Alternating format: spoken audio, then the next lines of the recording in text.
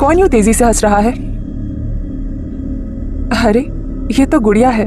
मैं भी ना पता नहीं क्या क्या सोच रही हूँ।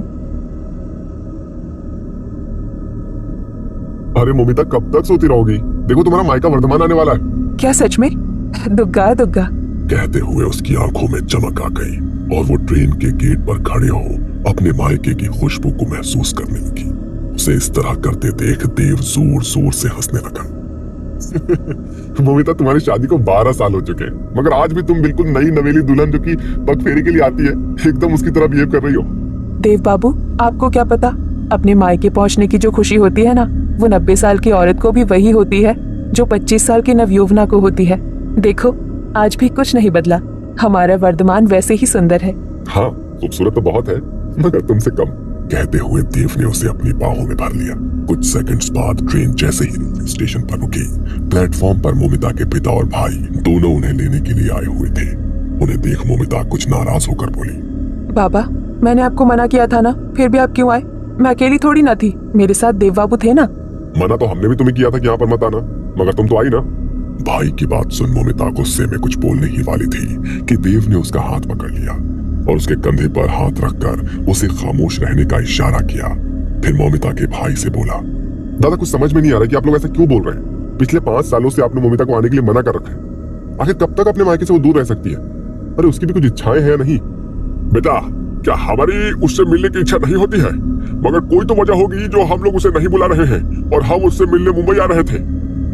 खैर छोड़ो, अब घर चलो, घर चल के बात करते हैं।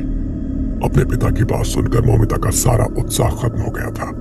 उसका तो मन हो रहा था कि अगली ट्रेन लेकर सीधे मुंबई वापस निकल जाए, मगर माँ और जन्मभूमि का मोह कुछ ऐसा होता है कि इंसान चाहकर भी उससे बाहर नहीं आ सकता। वो अपनी माँ से मिलने अपने घर पहुंच गई। उसकी माँ भी दरवाजे पर ही उसका इंतजार कर रही थी। दुग्गा दुग्गा, बड़ी दिनों के बाद हमारी मोमिता हमारे घर की लक्ष्मी घर आई है। बहू, जरा जौल का कलश लाओ, हम उसकी नजर उतार दें। नजर उतार कर वो मोमिता को घर के भीतर ले आई, मगर घर में किसी की भी आंखों में खुशी नहीं थी, बल्कि सबकी आंखों में भय था। सब लोग आंखों ही आंखों में एक दूसरे से कुछ कह रहे थे जो मोमिता और देव को समझ में नहीं आ रहा था। भाभी की आंखें तो घर में और न जाने किसे ढूंढ रही थी। बेटा, नहा धोकर फ्रेश हो जा, तब तक तुम लोगों का ब्रेकफास्ट लगा देते हैं। माँ के कहने पर मोमिता नहाने के लिए बाथरूम में गई तो वहाँ उसे आईने में वही डॉल नजर आ रही थी जो उसने ट्रेन में सपने में देखी थी। उस डॉल की आंखों से आंसू बह रहे थे। अचानक से वो डॉल गायब हो गई और कांच पर लिखा हुआ था, बुआ आ गई तुम। ये देखकर वो घबरा गई और नहाना भूल गई। तभी उसकी माँ ने बाथरूम का दरवाजा बजाया। क्या हुआ? इतनी देर से अंदर क्या कर रही है? मुझे तुझसे बहुत सारी बातें करनी है। फिर आज शाम की तेरी ट्रेन भी है ना? शाम की ही ट्रेन? मगर क्यों? बस वो ना पूछ, तू नहा करा। कहकर वो अपनी जगह से उठकर जाने लगी तो मोमिता ने तुरंत बाथरूम से बाहर आकर उन्हें रोक लिया। कुछ तो है जो आप सब हमसे छुपा रहे हो, बताइए ना क्या है। तुम मुझसे बोलती है ना दादा, आप कैसे भाई हो जो अपनी बहन को याद भी नहीं करते? अरे कोई भाई ऐसा होगा क्या जो अपनी बहन को याद न करे? मगर हमारी मजबूरी है जो हम तुम्हें यहाँ पर आने से रोक रहे हैं। बहुत बड़ी गलती हो गई है हमसे। कहते हुए उसकी आंखों में आंसू आ गए। गलती? कैसी गलती? बताइए ना भैया, क्या हुआ? मोमिता का भाई कभी अपनी पत्नी को देखता तो कभी अपनी माँ को। दोनों उदास थी, मगर माँ की आंखों में पश्चाताप तो भाभी की आंखों में क्रोध नजर आ रहा था। उसने गुस्से में अपने पूरे परिवार की ओर देखा और कुछ सोचते हुए वो कहानी सुनाने लगी। रात का वक्त, सड़कें सुनसान, कोई भी उसे सड़क पर आना जाना नहीं कर रहा था। उस सड़क पर केवल एक लोग कार से जा रहे थे। तभी आपके भैया ने कार शमशान के सामने रोक दी। अरे ये क्या, आपने ये कार यहाँ क्यों रोक दी? ये तो... हाँ, मुझे पता है कि ये शमशान है, मेरे साथ चलो। आप शायद भूल गए हैं, मैं 3 महीने की प्रेग्नेंट हूँ। ऐसी अवस्था में दिन में भी शमशान के आसपास नहीं आते हैं, और आप रात में मुझे यहाँ लेकर आ गए। अरे तुम्हारी भलाई के लिए ही आए हैं, चलो अब बातें मत करो, वे हमारा इंतजार कर रहे होंगे यहाँ पर। हमारा कौन इंतजार कर रहा होगा? ज्यादा सवाल जवाब मत पूछो, चुपचाप चलो। कहते हुए वो लोग शमशान के अंदर पहुंच गए। वहाँ पर एक चिता जल रही थी, उसके पास एक अघोरी बैठा हुआ था। तो ये है वो जिसके पेट में लड़की है? हाँ, बड़ी मुश्किल से पता किया है। आजकल तो डॉक्टर कुछ भी नहीं बताते हैं। आप इस लड़की का कोई बंदोबस्त कर दीजिएगा ताकि अगले जन्म में लड़का होकर वापस आए। ये क्या कर रहे हैं आप लोग? क्या फर्क पड़ता है लड़का है या लड़की? फर्क पड़ता है, पहले ही मेरी एक लड़की है और दूसरी लड़की और नहीं चाहिए। और हम इस लड़की को मार थोड़ी ना रहे हैं। मारना होता तो अस्पताल चलते, यहाँ नहीं आते हम लोग। अरे हम इसे वापस भेज रहे हैं ताकि लड़का बनकर वापस आ सके। ये कैसी बातें कर रहे हो? कहीं ऐसा भी हो सकता है क्या? होता है, तभी तो हम यहाँ पर आए हैं। अब एक शब्द और नहीं, चुपचाप से यहाँ बैठो। कहते हुए उसने अपनी पत्नी को वहां बैठा दिया। उस अघोरी ने कुछ जड़ी बूटी का रस पिलाया और उसके बाद वो बेहोश हो गई। जब उसे होश आया तब तक वो अपनी बेटी को खो चुकी थी। वो खुद को कितना बेबस महसूस कर रही थी, मगर अपने पति और सास के आगे वो कुछ भी नहीं बोल पाई। मगर वो लोग जिसे आम घटना मान रहे थे, वो उनकी जिंदगी का सबसे खतरनाक मोड़ था। कुछ दिनों के बाद उनकी जिंदगी में वो अजन्मी बच्ची लौट आई थी, जो कभी अपनी माँ को आईने में नजर आती तो कभी घर की छत पर। उसकी आंखों में आंसू की जगह खून बहते थे। एक रात सुनसान सड़क पर वो तेजी से चीखता हुआ भाग रहा था। ऐसा लग रहा था कोई उसके कानों में जोर से चिल्ला रहा।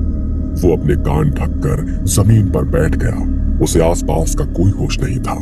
अंधेरे में एक मोटरसाइकिल वाला उसे कुचल कर चला गया। इस कारण वो कई दिनों तक अस्पताल में एडमिट रहा। दूसरी तरफ घर में भी उसकी माँ को घर में छोटे बच्चों के रोने की आवाज आ रही थी। बड़ी भयानक और डरावनी आवाज थी। कौन रो रहा है? सामने आओ।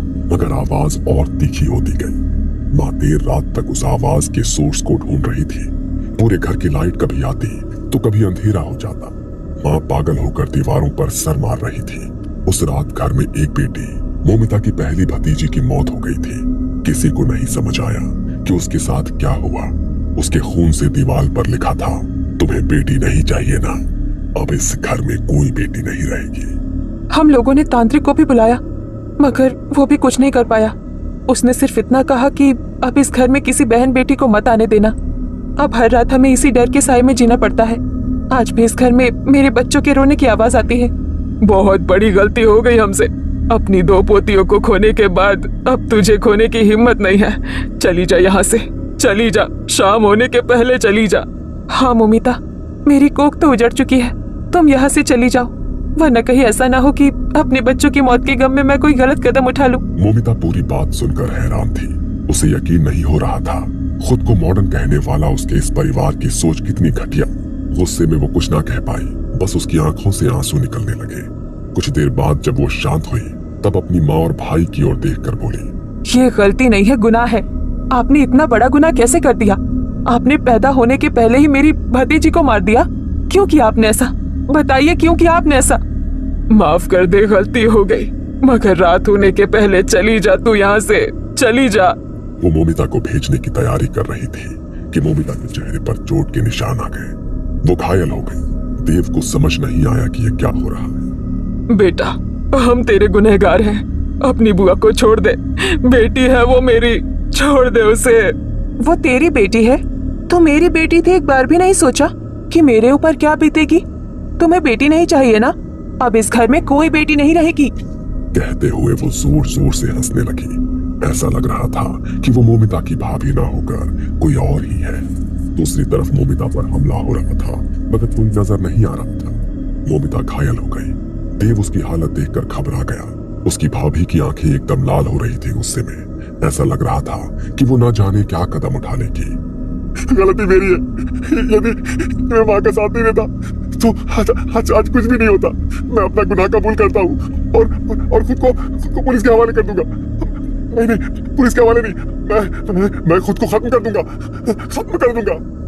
कहते हुए उसने टेबल पर रखा हुआ चाकू उठाया और खुद को खत्म कर दिया। दूसरी तरफ साईं के हमले से मोमिता की भी मौत हो चुकी थी।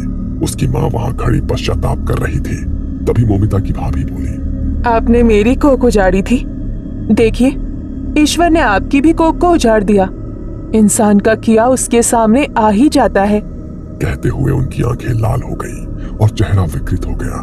अब मोमिता की भतीजियों को तो मुक्ति मिल गई थी, मगर कहते हैं कि आज भी मोमिता की आत्मा उसके घर में और उसके शहर वर्धमान में भटक रही है।